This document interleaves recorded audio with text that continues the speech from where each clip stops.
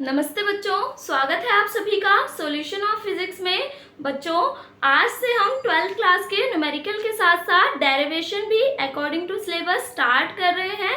ठीक है, तो आपकी 12th क्लास की फर्स्ट यूनिट यानी स्थिर वैद्युत की इलेक्ट्रोस्टैटिक की फर्स्ट डेरिवेशन कूलाम के नियम से आज हम स्टार्ट करेंगे। ठीक है, तो फ्रांस के वैज्ञानिक कूलाम ने 1785 यानी कि 1785 ईस्वी में किन्हीं दो आवेशों के मध्य लगने वाले बल की प्रक्रिया को जानने के लिए, बल के विषय में जानने के लिए एक नियम दिया था जिसे कूलाम का नियम कहते हैं। इस नियम के अनुसार उन्होंने बताया था कि किन्हीं दो स्थिर बिंदु आवेश, तो कोई तो स्थिर बिंदु आवेश है क्योंकि स्थिर वैद्युतिकी का पार्ट है, तो बिंदु आवेश भी क्या होंगे इस समय में स्थिर। तो किन्हीं दो स्थिर बिंदु आवेशों, मैंने एज्यूम कर लिया कि ये बिंदु आवेश क्या है, Q1 और Q2। अब ये जो बिंदु आवेश वर्ड है इसका मीनिंग क्या होता है, जब किसी वस्तु पर जो आवेश है उसकी मात्रा कम यानी आवेश कम और दोनों आवेशों के बीच की दूरी अधिक हो। तो आवेश के बीच की दूरी के तुलना में आवेशों का परिमाण कम हो तो वो बिंदु आवेश के रूप में गिने जाते हैं। तो कूलाम के नियम के अनुसार किन्हीं दो स्थिर बिंदु आवेशों के मध्य लगने वाला बल दोनों आवेशों के, तो दोनों आवेश हमारे क्या है बच्चों, Q1 और Q2, दोनों आवेशों के गुणनफल के अनुक्रमानुपाती, इस साइन को हम अनुक्रमानुपाती या समानुपाती साइन कहेंगे।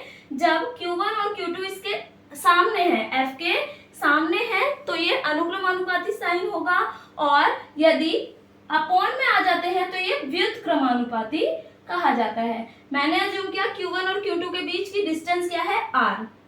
ठीक है, तो कूलाम के नियम के अनुसार कंडीशन बनी थी कि किन्हीं दो स्थिर बिंदु आवेशों के मध्य लगने वाला बल दोनों आवेशों के परिमाणों के गुणनफल के तो अनुक्रमानुपाती तथा बीच की दूरी हमारी क्या है, R। ठीक है, बीच की दूरी के वर्ग स्क्वायर, तो बीच की दूरी के वर्ग के व्युत्क्रमानुपाती है, तो अपॉन में आ गया, दैट मीन्स ये क्या हो गया, व्युत्क्रमानुपाती। अनुक्रमानुपाती और व्युत्क्रमानुपाती का ये कॉन्सेप्ट होता है जैसे Q1 और Q2 ये और F यानी बल, तो आवेश और बल एक दूसरे के अनुक्रमानुपाती हैं। इसका अर्थ क्या है कि यदि मैं आवेशों का मान बढ़ाऊंगी तो बल का मान भी बढ़ेगा, और यदि आवेशों के गुणनफल का मान कम किया जाएगा तो हमारे बल का मान भी कम होगा। ठीक है, इसी तरीके से बीच की दूरी यानी कि आपका डिस्टेंस R और F के बीच व्युत्क्रमानुपाती का निशान साइन है। इसका अर्थ क्या है कि यदि मैं R का मान बढ़ाऊंगी तो F का मान कम होगा यानी अपोजिट होगा, एक का मान बढ़ाएंगे तो दूसरे का मान घटेगा, और यदि R का मान मैं क्या करूंगी, कम करूंगी, तो बल का मान बढ़ेगा। अगर मैं इसको कंडीशन 1 और इसको इक्वेशन 1 और इक्वेशन 2 को अगर मैं साथ में लिखना चाहूं तो ये होगा F समानुपाती Q1 Q2 अपॉन में R का स्क्वायर।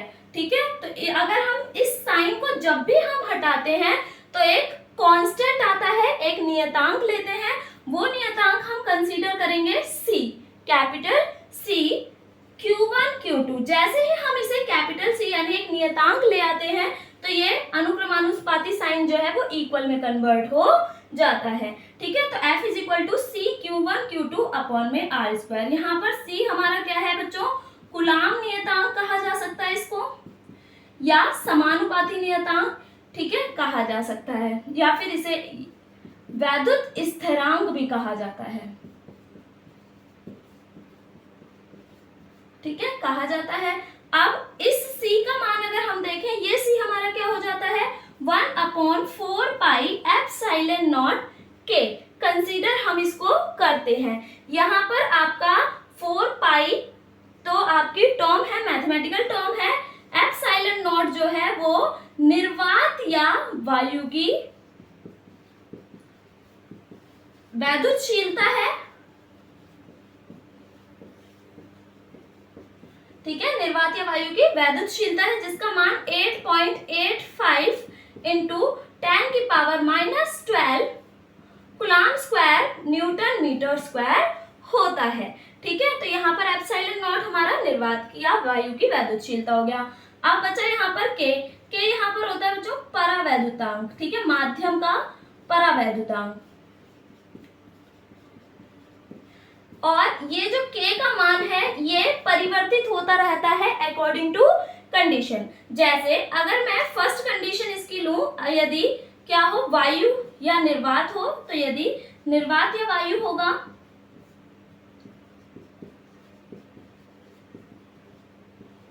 तो k का मान हमारा 1 हो जाएगा, ठीक है। तो C नॉट लिखते हैं निर्वात की कंडीशन के लिए, तो क्या बन जाएगा 1/4 पाई एप्सिलॉन नॉट k, तो हमारा 1 हो गया। तो अगर मैं इस फॉर्मूले से लिखना चाहूं, f का मान निकालना चाहूं, तो समीकरण 3 से कॉन्सेप्ट हमारा क्या आ जाएगा, f बराबर c की वैल्यू पुट करेंगे तो 1/4 पाई एप्सिलॉन नॉट निर्वात या वायु के लिए, और साथ में Q1 Q2 अपॉन में R का स्क्वायर, इस तरीके से कंसीडर होगा। यदि अन्य कोई माध्यम है तो उसके लिए परावैद्युतांक अलग अलग हो जाता है। फॉर एग्जाम्पल, अगर हमारा माध्यम जो है दोनों आवेशों के मध्य वायु ना होकर के कोई अन्य माध्यम है, यदि हम कह दें कि वो जल है, पानी है, ठीक है, तो हम बेसिकली जल के लिए ले रहे हैं, तो जल के लिए k का मान जो है वो क्या हो जाता है 80। इसी प्रकार से आपका परावैद्युतांक की कोई मात्रक और विमा होती नहीं है, इसलिए मैंने सिंपल 80 लिख दिया। इसी तरीके से शुद्ध धातुओं के लिए k का मान जो है वो हमारा अनंत होता है, यानी इनफाइनाइट, ठीक है।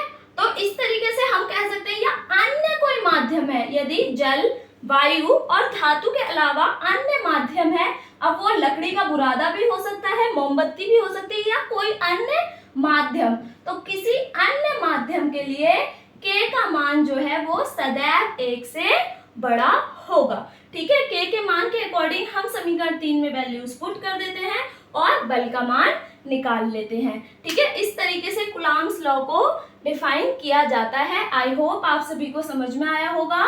Thank you so much for watching बच्चों।